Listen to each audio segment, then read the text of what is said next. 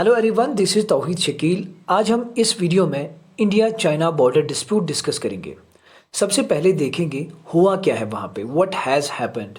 Reports के अनुसार जो रिसेंट क्लैशेस हुए थे उसमें तकरीबन 20 इंडियन सोल्जर्स मारे गए डिस्प्यूटेड हिमालयन बॉर्डर पे, जो कि लद्दाख एरिया से गुजरता है।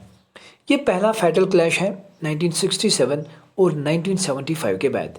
ये क्लैशेस तब हुए जब इंडियन आर्मी और चाइनीज़ आर्मी दोनों पेट्रोलिंग कर रहे थे, तो उनका मुकाबला हुआ। तो उस मुकाबले में चाइना आर्मी ने इंडियन कमांडिंग ऑफिसर को धक्का देके उन्हें गलवान रिवर में गिरा दिया।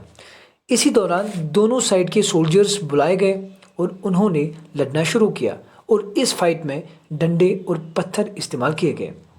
इंडियन आर्मी का कहना है कि दोनों साइड में कैजुअलिटीज हुई, लेकिन चाइना ने साफ इनकार किया और कहा कि इंडिया ने 2 बार बॉर्डर क्रॉस किए और हमारी आर्मी को फाइट करने के लिए मजबूर किया। अब सवाल है, अभी क्यों, वाई नाउ। टेंशंस अप्रैल से एस्केलेट होने शुरू हुए जब चाइना ने हज़ारों के तादाद में लाइन ऑफ एक्चुअल कंट्रोल पे सोल्जर्स भेजने शुरू किए और इसके साथ साथ आर्टिलरी सिस्टम, टैंक्स और आर्मी व्हीकल्स भी तैनात किए। चाइनीज़ गवर्नमेंट दावे के साथ कह रही है कि वो इस एरिया में इंफ्रास्ट्रक्चर बनाने वाली है, जैसे रोड्स, एयर बेसिस और भी बहुत सारे स्ट्रक्चर्स। यहाँ तक कि आर्मी मीटिंग भी हुई थी और दोनों कंट्रीज़ ने डिसएंगेजमेंट पे जोर दिया था, लेकिन चाइना ने फिर से इंडियन क्लेम टेरिटरी में आना शुरू किया। सोर्सेज के अकॉर्डिंग कहा जा रहा है कि क्लैशेस जम्मू कश्मीर के आर्टिकल 370 को हटाने के बेस पे भी शुरू हुए और लद्दाख को यूनियन टेरिटरी बनाने से हुए। सोर्सेज ये भी कह रही हैं कि चाइना इस वजह से भी नाराज़ है क्योंकि इंडिया ज़्यादा नज़दीक आ रहा है यूनाइटेड स्टेट्स के। खैर, जो भी होगा सामने आएगा। चलिए अब देखते हैं कि इस डिस्प्यूट की हिस्ट्री क्या है। चाइनीज़ आर्मी ने 1951 में तिब्बत को ऑक्यूपाई किया था और उसके बाद उनकी नज़र लद्दाख पे थी। रीज़न एक रोड था जो कि काशगार इन जिनजियांग को कनेक्ट करता है लासा के साथ, जो तिब्बत में है, और इस रोड का नाम है NH219 और ये रोड अक्साई चिन से गुजरता था जो कि इंडिया के अंडर था। उसके बाद 1959 में एक रिवोल्ट हुआ जिसको तिब्बतियन रिवोल्ट कहा जाता है, जिसमें दलाई लामास को इंडिया आना पड़ा और उसी दौरान चाइना ने अपने मिलिट्री प्रेजेंस लद्दाख में बढ़ा दी ताकि वो NH219 को अपने अंडर सिक्योर रख सके, और जिसके बदले में इंडिया ने फॉरवर्ड पॉलिसी अपना ली और आर्मी पोस्टेज सेटअप करने शुरू किए ताकि चाइनीज़ एक्सपेंशन को रोक पाए। रिजल्ट ये आया कि पहले क्लैशेस हुए इंडिया और चाइना के बीच 1959 में इन कोंग का पास।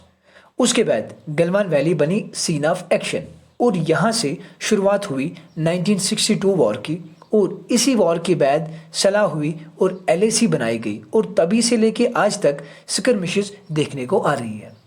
LAC की बात करें, ये एक रफ डिमार्केशन लाइन है जो इंडियन कंट्रोल्ड टेरिटरी को सेपरेट करती है फ्रॉम चाइनीज़ कंट्रोल्ड टेरिटरी, और ये LAC 3 सेक्टर्स में डिवाइडेड है, वेस्टर्न, मिडिल और ईस्टर्न। अब हम बात करेंगे गलवान वैली और पेंगोंग लेक के बारे में। पहले हम गलवान वैली की बात करेंगे जिसमें लेह और काराकोरम रोड हाईलाइटेड है। अभी जिस रोड पे चाइना को नज़र है वो है 255 किलोमीटर दरबुक दौलत बेग ओल्डी रोड, जो लेह को काराकोरम पास तक कनेक्ट करती है। ये रोड पैरेलल में चलता है उस बॉर्डर के साथ जो बॉर्डर चाइना को इंडिया से अलग करता है। ये रोड इंडिया अभी भी बना रही है। कंप्लीट होते ही इंडिया तेज़ी से सोल्जर्स डिप्लॉय कर सकती है डिस्प्यूटेड एरियाज़ में, तो इस वजह से चाइना इस रोड के अगेंस्ट है। गलवान रिवर की बात करें, गलवान रिवर एक हाईएस्ट रिज लाइन है और यहाँ से सीधी नज़र है DBO रोड पे।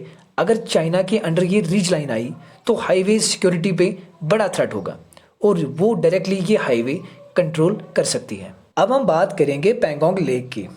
जब से डोकलाम स्टैंड ऑफ हुआ है तब से पेंगोंग लेक पे बातें हो रही हैं। देखा जाए पेंगोंग लेक की उतनी सिग्निफिकेंस नहीं है, लेकिन ये लेक चुशल अप्रोच में आती है। ये एक ऐसा अप्रोच है जहाँ से चाइना इंडिया को अटैक कर सकता है, क्योंकि 1962 में चाइना ने यही से जंग छिड़ी थी। पिछले कई सालों से चाइना रोड्स बना रही है along the banks of Pangong lake, और इसी वजह से वो इस लेक को काफ़ी अहमियत दे रहे हैं। देखा जाए सारे विवाद LAC पे हैं, क्योंकि दोनों कंट्रीज डिसएग्री करती हैं एग्जैक्ट LAC लोकेशन पे।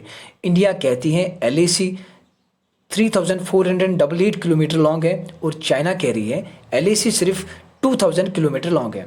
खैर जो भी होगा देखा जाएगा, क्योंकि हम तो बस ये उम्मीद कर सकते हैं कि जो भी मसले हो बातचीत से निपट जाए, क्योंकि अगर जंग हुई तो बहुत ज़्यादा तबाही होगी।